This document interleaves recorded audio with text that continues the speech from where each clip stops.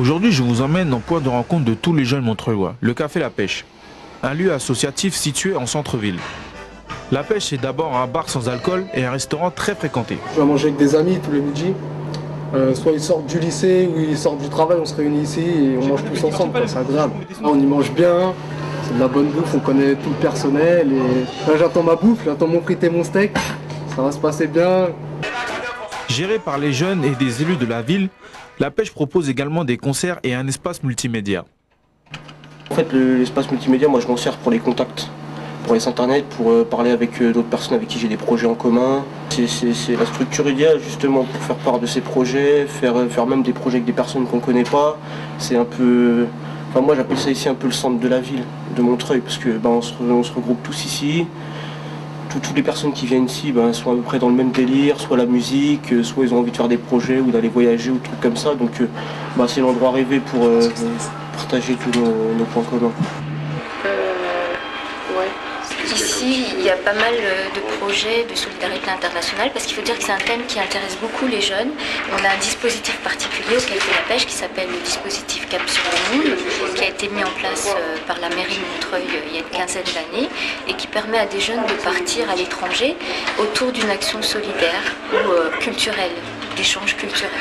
Je pars à la recherche des traces que les morts ont laissées à Valence en fait. Parce que c'est plus intéressant, parce que comme ici, il y a plusieurs civilisations qui ont vécu ensemble, chrétiens, musulmans, etc.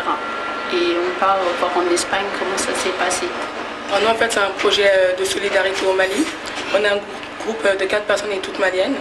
Et notre projet, en fait, est pour aider les Maliens à lutter contre le paludisme, qui est une grosse cause de mortalité là-bas. Un autre rôle de La Pêche, aider les artistes locaux.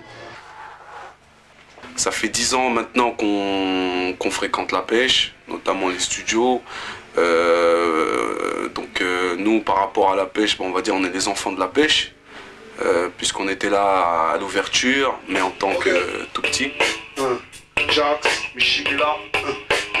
On est en convention depuis l'année dernière, une convention qui s'est basée sur nous, des résidences dans les studios de La Pêche, et puis en échange, moi je donne un atelier d'écriture. Et en même temps, on doit aussi dans l'année faire un concert gratuit.